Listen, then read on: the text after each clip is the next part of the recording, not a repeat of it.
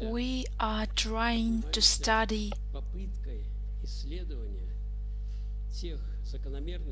those consistent patterns and laws which exist in the spiritual life as well as in any kind of activity or in any other sphere or science. And the first and foremost task of a science is revealing and studying the laws in the sphere which the science is studying. This is one of the main tasks, because knowing the laws we can avoid many mistakes which can an inexperienced person easily make. And today I'd like to speak with you on a very delicate matter. There is a law which I will quote now, and it seems to me that this law hits the very essence of a person's soul. Here it is. How can you believe who receive honor from one another? I didn't expect it.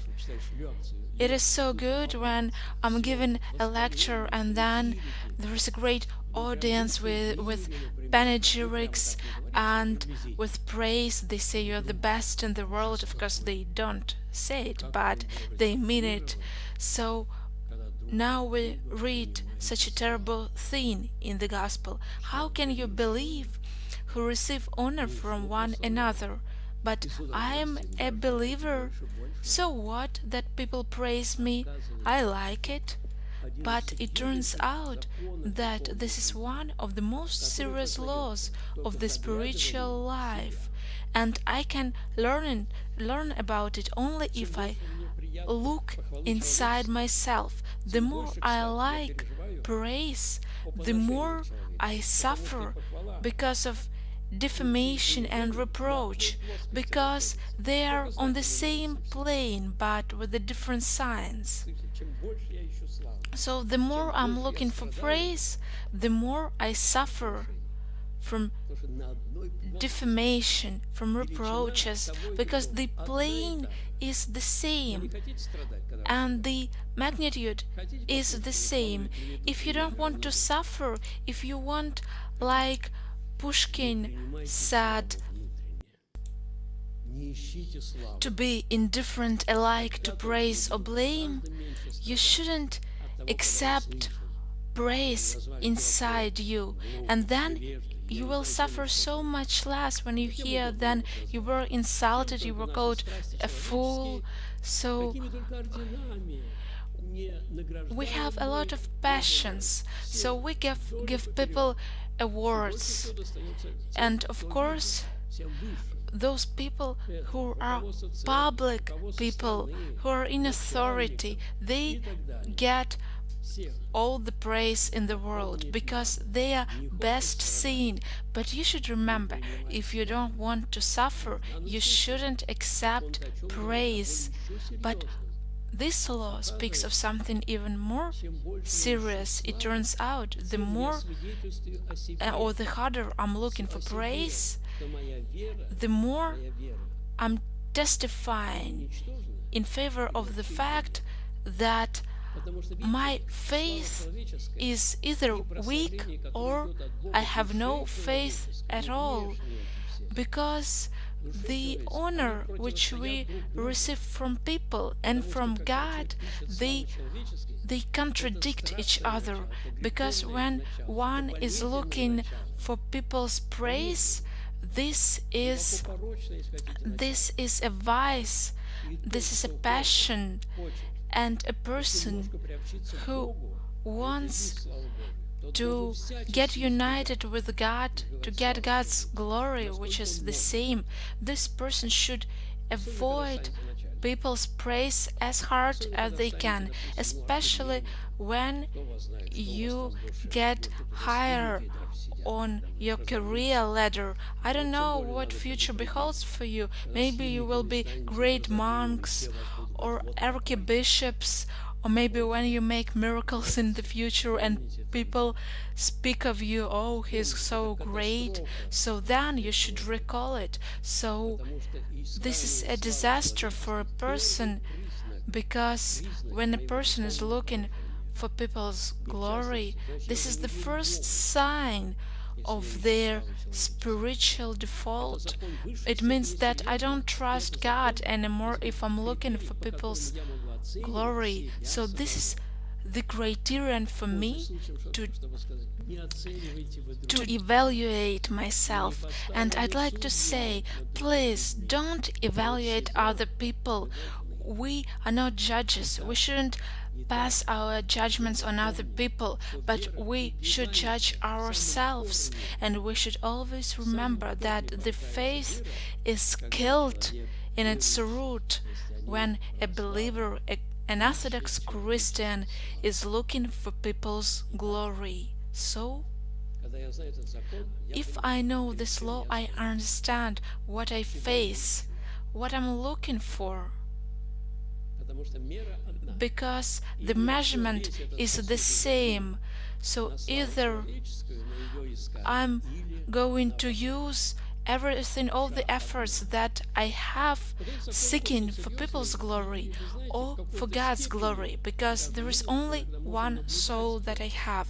We can often contemplate vain people, and sometimes it is so obvious to everyone. And you know what happens to their faith, at least to the extent that we can see. This faith just is blown out. This is one of the most serious laws which teaches us to the state of our soul.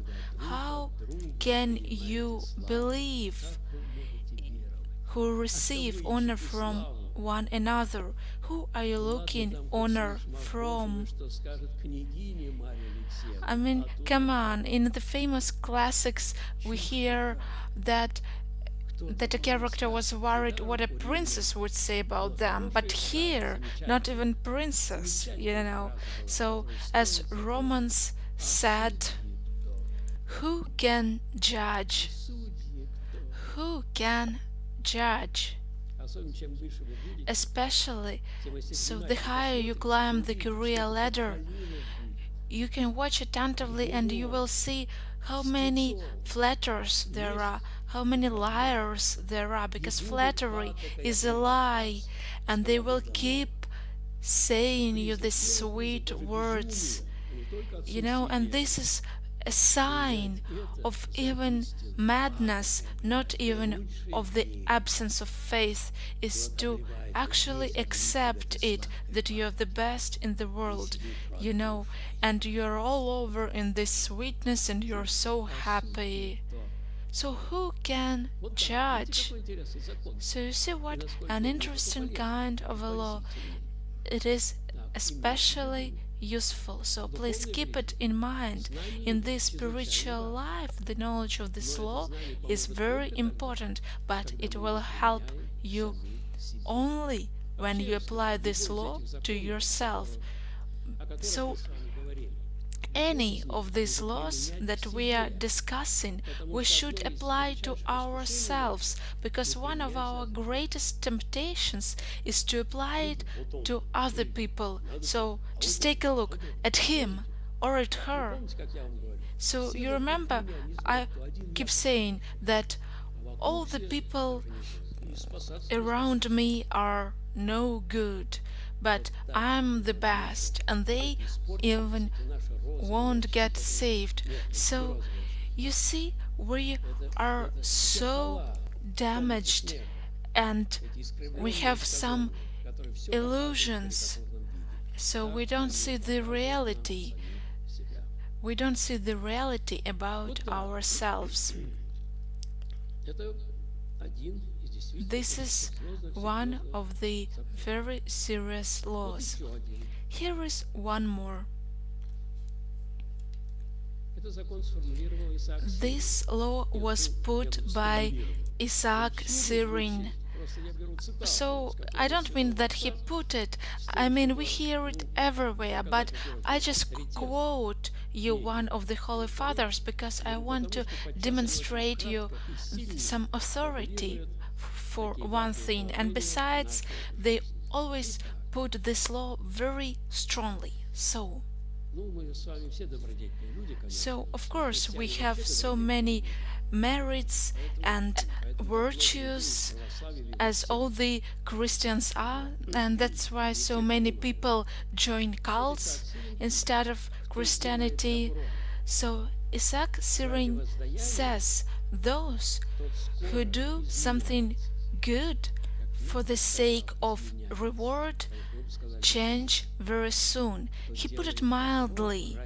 We would speak stronger. So those people who want to get reward, and when he says reward, he doesn't just mean that when I'm ready to do something good to someone and at the same time I expect that they will do something good to me, but 10 times more.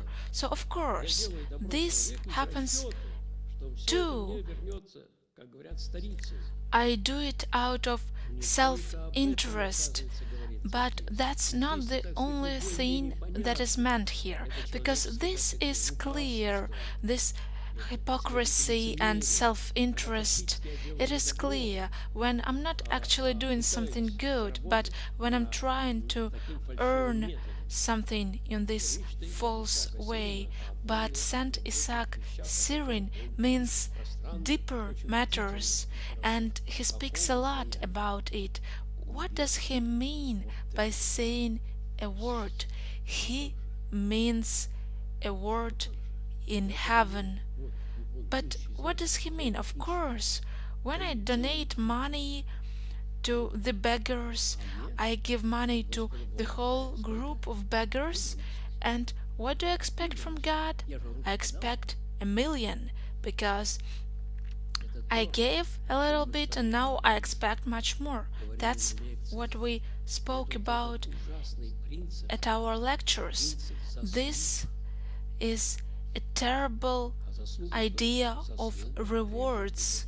What does it mean? Reward presupposes that you will get something instead of something good you did. Of course, we should do some good things. We should be merciful, as our Lord says. The Lord rebuked the hypocrites so many times in Gospel. And even if we do something expecting to get something from God later on, it turns out that this person cannot be firm in their virtue, because this person becomes a business person, as Khomyakov said when he wrote about Catholicism. He said that the major principle of it was credit and debit. So I do something for God's sake, and I expect that God will give me something back, and I'm waiting for it. So I'm such an ascetic, but suddenly I can't see people's souls.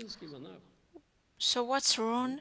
Do you remember Luther, who started his ascetic activity, and he wrote in a letter to his spiritual father? He said, I've been praying for so many years and nothing.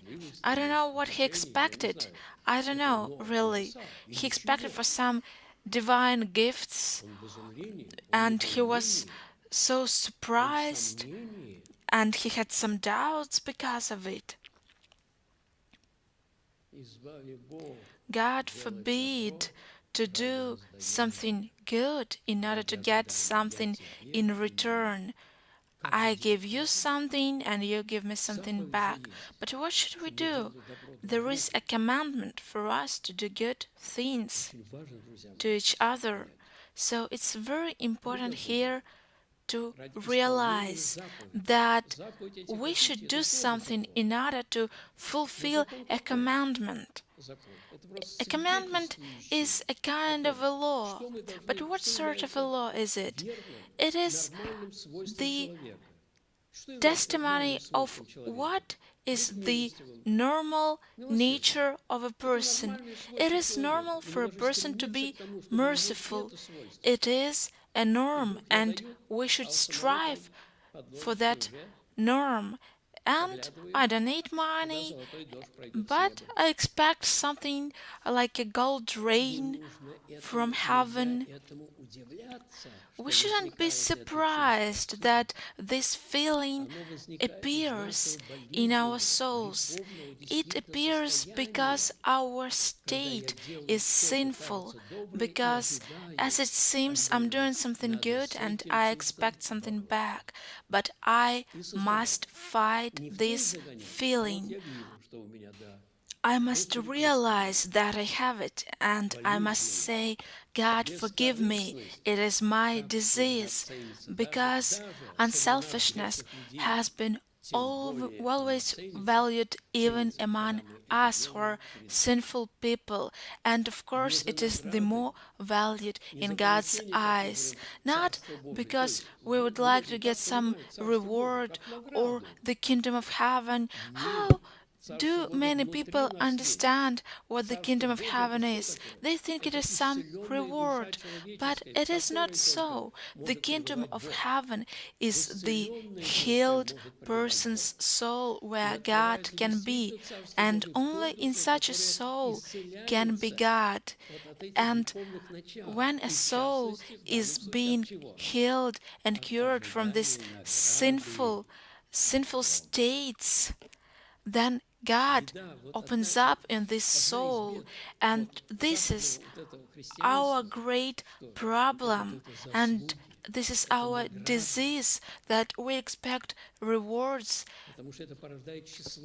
because this results in vanity, because this makes me selfish.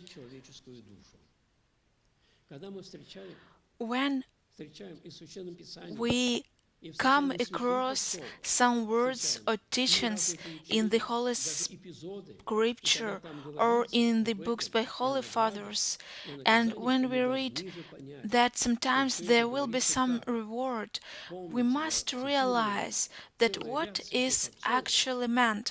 Do you remember me quoting you a whole number of Holy Fathers who said that all this is said for the sake of simple people, because they don't understand. They would ask, what should I do good things for? So we should do good things for love, for the sake of love, for the sake of God, when we love someone. So, and why do we want to do something for them? And sometimes we do something good for a person who has absolutely nothing, and we love that person. So do we expect something back? No, we don't. We do something good just because we love that person. In the same way, we shouldn't expect anything from God, because God is inside our heart, and we will have our heart and soul healed, and it will recover from sin, and God will open up inside us. So we should do it for the sake of the commandment itself, and not in order to get some reward. So the reason why Isaac Syrian writes his words, which we should always remind people of, it is not a virtue that is rewarded, and not the hard work undertaken for its sake, but the humility that is born from them is rewarded. So humility is being born when we do something selflessly, when we fight the feeling that we would like to get something from God, some reward. And the humility is being rewarded, but not the virtue or hard work, because if there is no humility born as a result of these good deeds, then all these good deeds are in vain, so it is worth nothing. So we ruin our good deeds when we do them in order to get reward, because God is love and He set us an example. So did He want something back when He gave His Son to suffer for us? No. But furthermore, there's one more point in this law that might come in handy to you, because you might have to deal with people who often help the church. And there are the following words: a person who stands in their virtue without grief has the open door of pride. So when I do something for the sake of reward, do you understand what it means? I see that I do something good, and when I do something good, isn't it clear who I am? So it is pride, and for that reason, sometimes God leaves a person who does something good in order for that person to see who they are without God, and that person has grief, problems, and I often come across such people who turn to Christianity, came to church, they do many good things, and they can't understand what's going on. So everything was great, and then I turned to church, and in my life there started a disaster after disaster.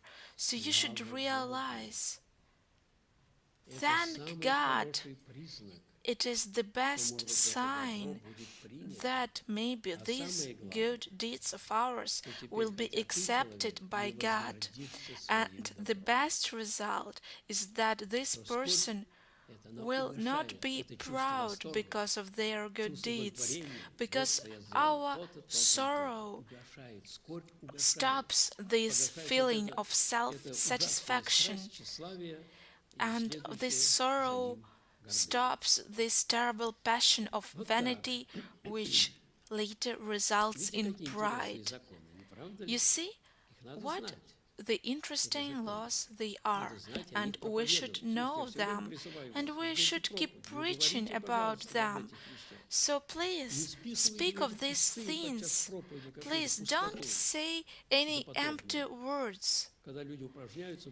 When people are trying just to say beautiful words, well, they are so beautiful, and all my soul is melting because of these sweet empty words, but we should give people some useful information.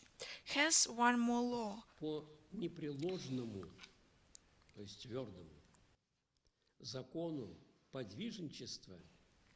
According to the firm law of ascetics, the abundant realization and feeling of your own sinfulness, gifted by God's grace, precedes all the rest of divine gifts. Do you see what comes first and what comes next? What is the first gift? It is the abundant realization and awareness of my sinfulness. I shouldn't pretend in front of God who sees my soul. When I say, oh, I'm so sinful, but I'm thinking, oh, I'm such a nice person. You see, but I must see that I'm sinful, and this is the first step of the spiritual life. So the first step is not about God's gifts, it's not about some feelings or consolations, but it is about seeing my sinful state. And if I don't see it, if I'm excited, all over excited, have too many emotions as a result of my spiritual life, I must be alarmed at once. I must run and search into the books by Holy Fathers what's wrong with me. You see, in other words, this is the law that Peter Damascene put very well. He said that the first sign of the beginning of the spiritual health of a soul is seeing our sins, which are as many as the grains of sand. And here's where the depths of our soul are getting opened, and they were closed before. So this is the necessary awareness, without which we can't even speak about any spiritual life or spiritual gifts. But who are we talking about here? We are talking about people who would like to get united with God. But you know what's curious? It's curious that there are less and less people of the kind. You know, people don't care about God. The only thing they care about is that their life is good and prosperous. I'm well and happy. What sort of God's gifts do I need? So do you see? So this is about the dead people, the people who are spiritually dead, people who are not looking for the kingdom of heaven, but the people who are actually seeking the kingdom of heaven and who decide to undertake this path of the right Christian life must know for sure that this spiritual life starts with me seeing my sinful state and with the humility, and I should see and become aware of my sinfulness more and more, and of my sinfulness and not of sinfulness of the people around me. There are people who detain themselves from prodigal thoughts and dreams, but they disregard the importance of also detaining from the thoughts and dreams about greediness and vanity. What an interconnection! I thought this was also about prodigal thoughts. No. So what is the connection? And they enjoy the thoughts and dreams about greediness and vanity. What a connection! There we face simply a carnal thing, and here come greediness and vanity. But according to the spiritual law, the thoughts and dreams about property and rewards and glory from people are the same prodigal thoughts. According to the spiritual law, a person who enjoys vanity and other sinful thoughts and dreams never gets freed from the prodigal passion, no matter how hard they try. I could never think of it, so it seems there is no connection. But this law was opened with the experience in the same way as all the laws are open with the help of experience. Like Newton opened different laws with his experience. Remember apple falling on his head. So we realize everything with experience, and this connection seems paradoxical, but you see, in the spiritual life there are such connections that you can't see coming just theoretically.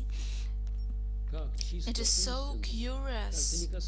It seems they have no connection, they have nothing to do with each other, these thoughts and dreams just in my brain, but they make the carnal passion strong, and the person will never get freed from it unless they stop enjoying the thoughts and dreams about glory, greediness, vain thoughts, and so on.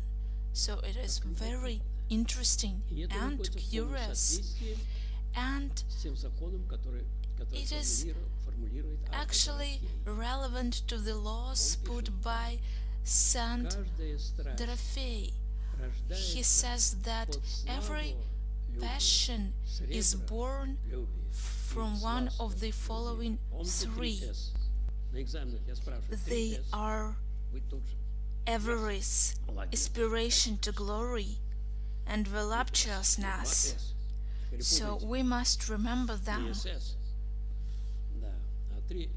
And all the passions are born from these three.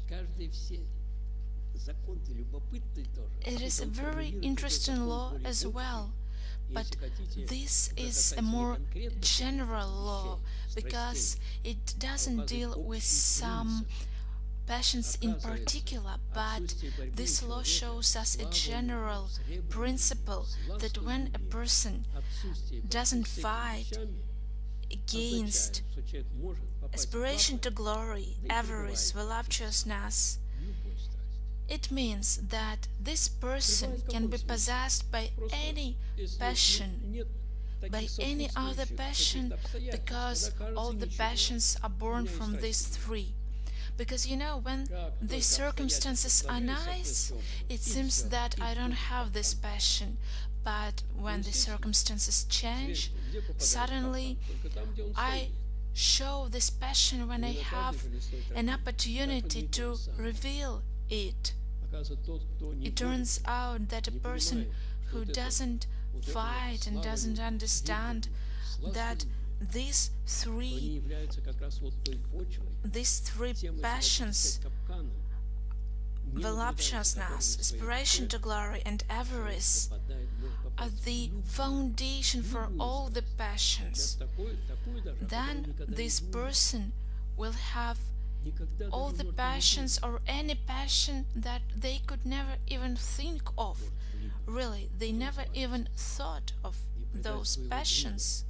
This person can betray their friend, they can cheat on someone, they can steal something, then they can lie, because when these three passions are free, it means there is the freedom which will destruct all the foundation of our house, of the house of our soul, and you touch it in any place and it starts falling down and it will be ruined.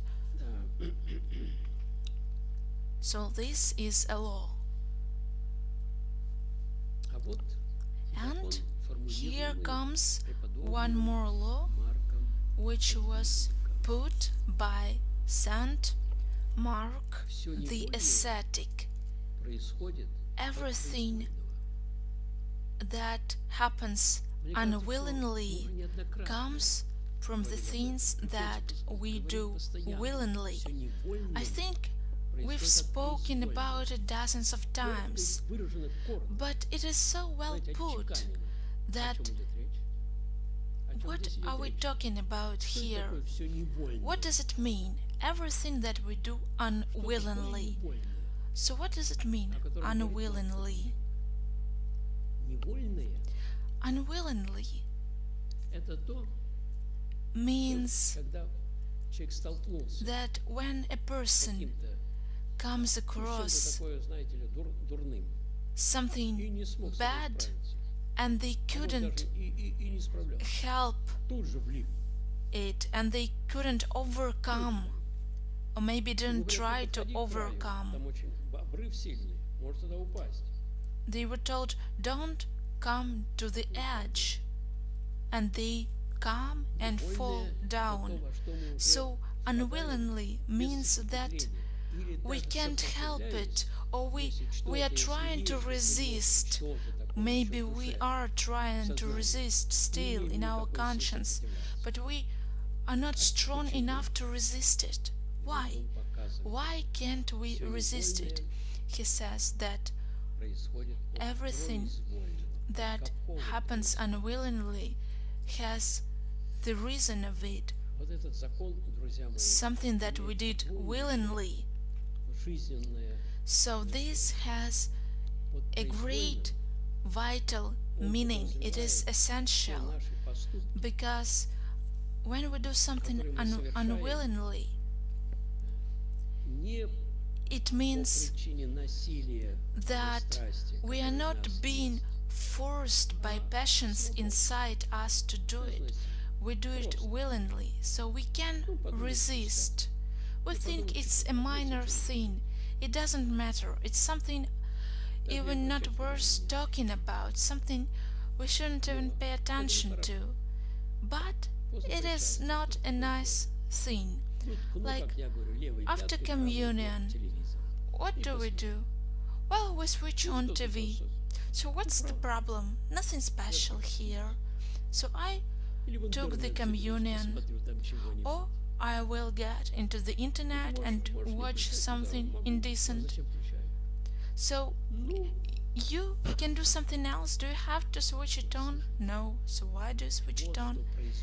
And you see, here's what happens when nobody makes me, nobody forces me, and not just nobody, but nothing forces me to do anything. Or maybe there is some inner call, but it is a minor desire that I can easily overcome, and it fully depends on me. So right now I can switch it on or not. That's what he means that we do willingly. It means that I do something freely without being forced by a passion or some stimulus from the outside. But all these things that we do willingly then come onto another level, because these things make me do something worse or something bad, and I can't help it, because I become a slave of a passion. So this is a very serious law. How many people suffer because of it, and they do so serious things which are really bad. So I think this is an essentially important law, that everything bad that we do unwillingly happens to us, because there are bad things that we do willingly. So this is the spiritual law of our life. And here's one more very serious law that of course has something to do with our spiritual life. So maybe it's even too high for us, but in any case we should talk about it and we should discuss it. Sometimes there are people who do not live a spiritual life, but they study the spiritual laws, and then it's ridiculous. But as our school is called the Theological and Spiritual Academy, then we have to do this. So this is one more law that has to deal with a very serious quality of a person's soul, and it is one of the consequences of the spiritual life, and meaning that it is the aim of a human life. We speak about divine love, but not about the love of God, but about the divine love that can arise in a person. So, of the divine love that a person has. So why do I have to use this term? Because how can we tell apart people's love from God's love? There is love of a person to friends, family, parents, husband and wife. There's some romantic love and other types of love. But this, of course, all of this is good, but this is the quality of our nature. This is the quality of our nature that are not bad, they are not sinful, but anyway, it is not the divine love. It is very important to understand this, or at least to know it for sure. I'm telling you that this is essential, because when we substitute the divine love for the human love and vice versa, this actually destroys, spiritually destroys the great ascetics of the Roman Catholic Church. They were the great ascetics indeed. Of course, in the medieval ages, one of them hid herself with the iron chain, and her back was covered in blood, of course. And what did they achieve? So I don't want to repeat myself, because you've heard it dozens of times from me.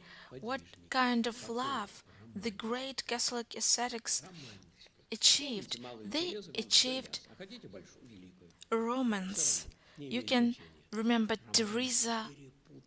So they confused these two notions, and it turns out that this natural love that we have and these qualities appeared after the fall of man, it is not the same thing. It is not sinful, but it is not a virtue either, in the same way as when we hunger or when we want to drink or to get married. So is it a virtue to get married? No. Is it bad? No. It is natural for us. Of course, we can make something good or bad out of it. We can overeat instead of eating, and that would be bad. But just as itself, it is the quality of our nature, and they're neither bad nor good. But the Christianity speaks of a totally different matter, and our ascetics speak of a different love, not of romantic love. And the divine love is a totally different thing. It's not outer mercifulness. These are just some contributory factors, but it's not the divine love. And the divine love is connected with the special experience in a person's heart. As the Holy Fathers say, the gracious experience, and this experience in people's heart, they exceed any earthly experience so much that it is incomparable what great blessings a person experiences when they reach this great state of the divine love. As Apostle Paul said, "Eye has not seen, nor ear heard, nor have entered into the heart of man the things which God has prepared for those who love Him."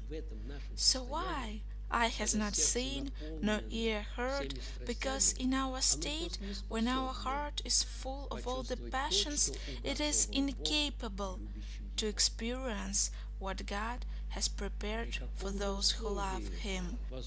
So on what condition can a person experience this divine love, which is in essence the kingdom of heaven itself? Do you understand what the kingdom of heaven is? So, Saint Isaac Syrian tells us about the condition on which we can achieve this divine love, and this quotation is amazing, and we should remember it and know it because it is very important. I will read it out to you, and then you will understand. What would I like to say? Never. You know, I participated in many meetings with Catholics and so on. Never, ever did they put the question as the loss of the spiritual life. Never. So what were we doing? We were discussing some outer things of our world. You know, with the Catholics we discussed Theological, and I thought, okay, you believe that it is true, and I don't believe, so how will that influence our eternal life? So just regular people do not understand anything about this, and oh my God, there are volumes written about it and about the main things that concern our soul, that can spiritually kill our soul and make it go to hell. And there is nothing about it. Nothing. There is nothing on the loss of the spiritual life. So let's listen to Saint Isaac Syrian, who was answering to another monk who was his disciple. Here's what he wrote: "There is no way for the divine love to appear in our soul if it hasn't overcome and vanquished the sinful passions." So you see, it is just self-deception when a person is full of sinful passions and they think that they have the divine love. So there is no way for the divine love to appear in a person's soul if that person is full of passions. If a person says that they haven't overcome and vanquished passions, but they love God, I don't know what they're talking about. And if they say, I love the love, I don't know what you mean either. But if you just want to say a nice word, as we often talk about love, love, and don't explain. So if you want to say just for the beautiful word, you are not the only one who says that. Everyone says that they want to love God, and everyone says it as their own word.